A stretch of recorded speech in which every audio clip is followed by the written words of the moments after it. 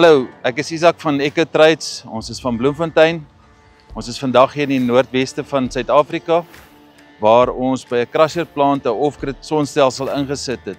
Die stelsel is gebou met Seek Energy en het sonpanele en batterye en generators as backup. Ons het tans Eskom afgesit en ons is nou al 2 weke in produksie en alles loop wonderlik. Kom ek gaan wys vir julle hoe lyk dit daar binne.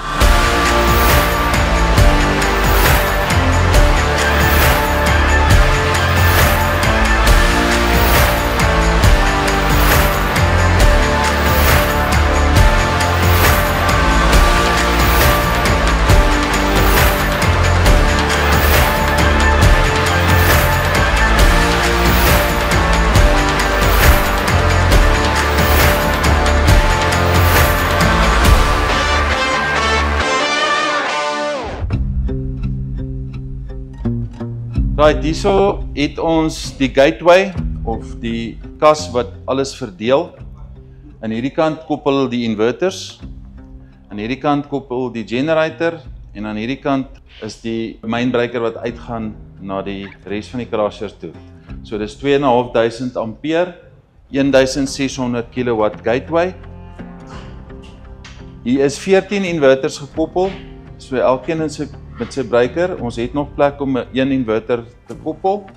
Dan is die stelsel vol. Hierso is tans 1500 kW se inverters met 2300 kWh se batterybanke of 2.3 MWh.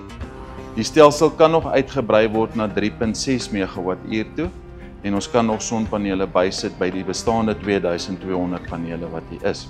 Hierso by die generator kant het ons bypass of ons changeover gedeelte.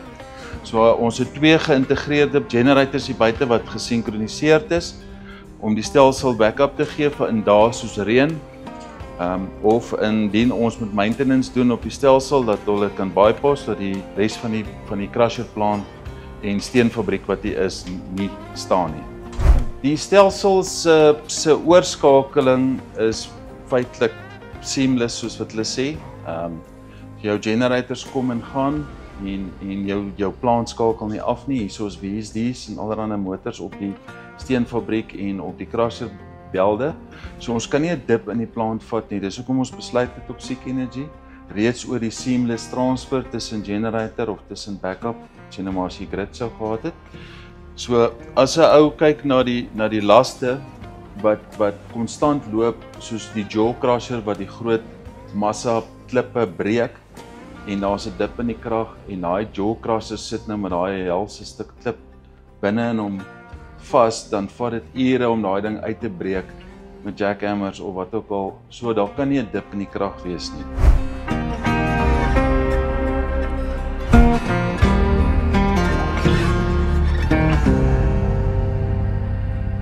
Okay, so hierso is ons batterybanke. Elke bank van 4. Hier is nou tans net 3 want ons kan 'n 4de stel bysit. Hierso kan ook nog batterye opgaan, so dis maar vir toekomstige uitbreiding wat ons dit so gedoen het. Hulle almal integreer met die 110 kW inverter wat dan 14 van hulle is waar ons dan by die 1500 kW se inverter krag kan uitkom. Die crushers is the average loads is so tussen 500 en 800 met soms peaks as daai crusher die jaw crusher daar klippe breek, dan slat ons baie keer 'n peak van 1200, 1300 kW.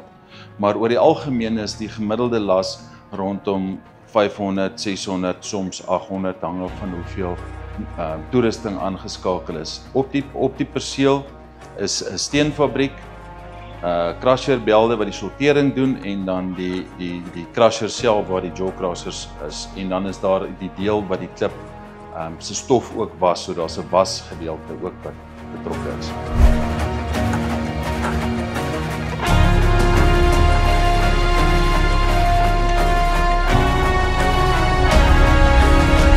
Hierso het ons 'n stel van 7 inverters aan hierdie kant. Elkeen wat 110 kW is, soos ek genoem het. En dan aan die teenoorgestelde kant van die rak is daar nog 7 inverters van 110 kW elk. En tussenin het ons die batterybanke opgestek. Die raamwerk, die staalwerk, die laserwerk, al hierdie tipe gedeeltes, die kabelrakke, alles vervaardig EcoTrades self. Ons koop meeste van die goed soos kabels en inverters aan, maar wanneer dit by staalrakke kom of kabelrakke, doen ons alles in huis en ons vervaardig alles in huis self. Okay, soos ons julle kan sien, is ons in 'n vertrek. Hierdie vertrek is 20 meter lank, 10 meter breed, so is 'n 10 by 20 meter koelkamer wat ons gebou het. Die kliënt het vir ons die vloer opgebou en gegooi. Ons het na die tyd gekom en die koelkamer opgerig met die dak en ons het ook aircons ingesit. Julle sal opsien dat ons die aircons almal versprei het oor die inverter, nie bo nie, dit is maar om die lugvloei te beheer binne in die vertrek. Die doel is ook nie om die kamer teen 16 grade te loop nie. Die batterye kan gemaklik werk tussen 20 en 25 grade, die toetsstandaarde is 25 grade, so al wat ons probeer doen is net temperatuurbeheer. So ons probeer nie die vertrek koud hou nie, en ons probeer ook nou keer dat dit nie in 45 grade soos wat dit kan word hier in die Noordwes, om die temperature so laag as moontlik te hou tussen 20 en 25 grade. Tans is ons op 21 grade as gemiddeld, waarby elke aircon aankom indien nodig.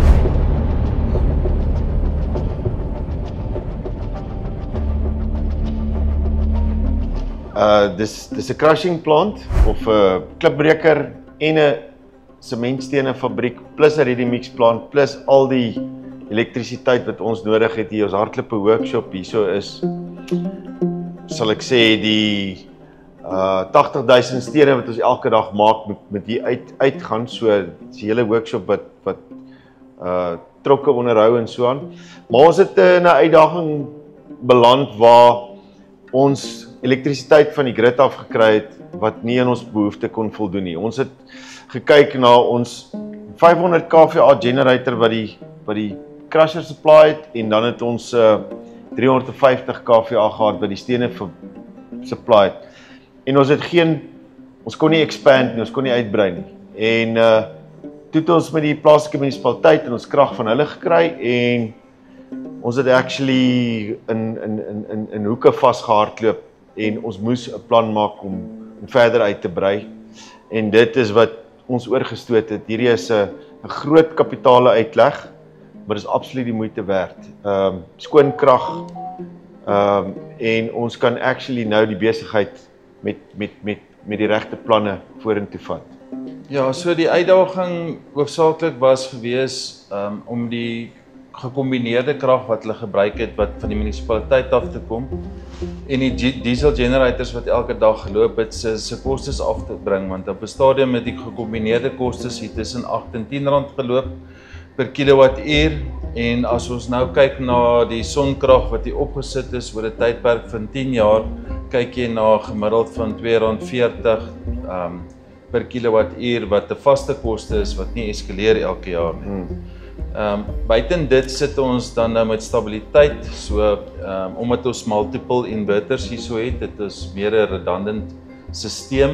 Met ander woorde, as een inverter wegval, is daar nog 13 ander wat in sy plek kan staan tot en met iemand kyk wat is fout met die inverter indien daar sou wees. En dan natuurlik die toerusting. Daar's nie meer over en under voltage nie, daar's nie fases wat wegval van die grid af nie. So elektronika, PLC sisteme, VSD sisteme, al daai goeders is nou half in 'n beskermde omgewing as ek dit so kan stel.